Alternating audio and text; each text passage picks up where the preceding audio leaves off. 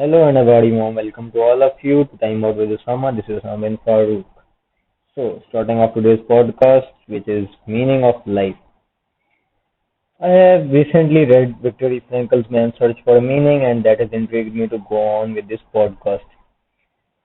Before starting, I would like to say that I am in a firm believer of the thought, or I am the firm believer of the saying that everything in his life has its meaning, or nothing in life happens without any reason or without any meaning.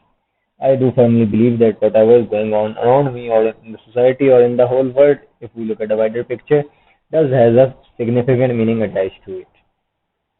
Now, I would start with the words of Friedrich Nietzsche, which once said that the one who has a why to live can bear almost any how. And I think that perfectly describes to you the image for your life, or that perfectly gives you a single line sentence or your motto, you can say, for living or surviving anything.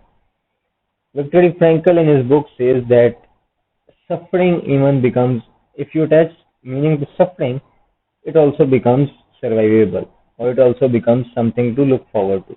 I mean, Fyodor Dostoevsky once said that there is only one thing in the world that I dread, and that is to be not worthy of my suffering.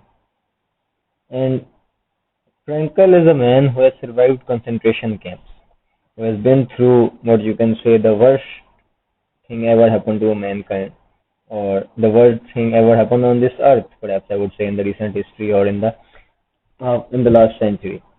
And surprisingly enough, even that Frankl says that if you find a meaning in your suffering, it ceases to be a suffering.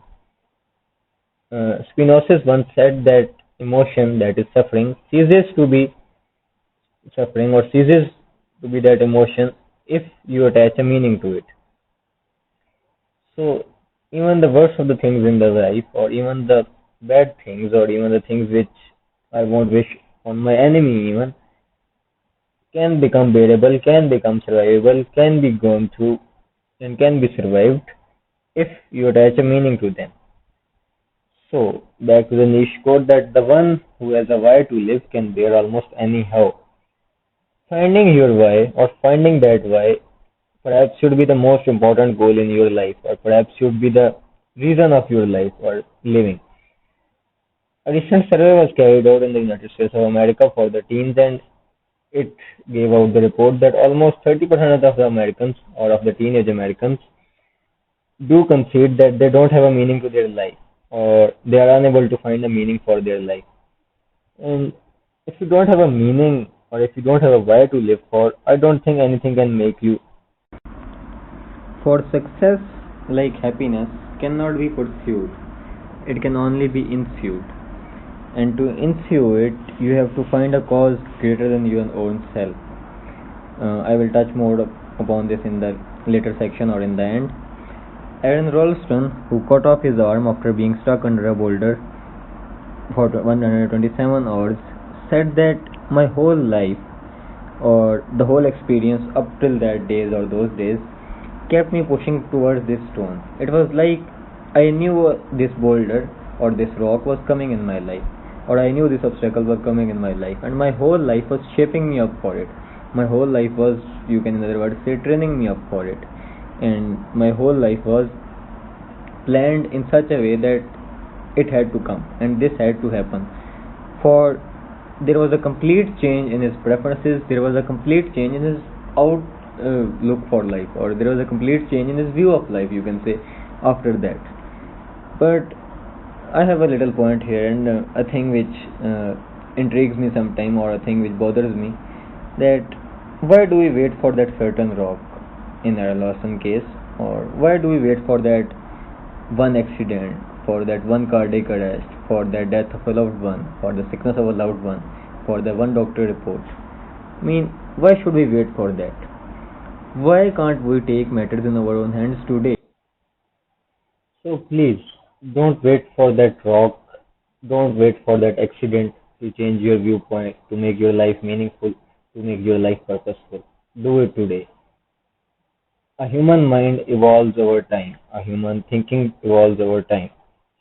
And surely, slowly but surely, we can develop that meaning, or we can develop that purpose day by day and by attaching meaningfulness to our daily things or our daily routines.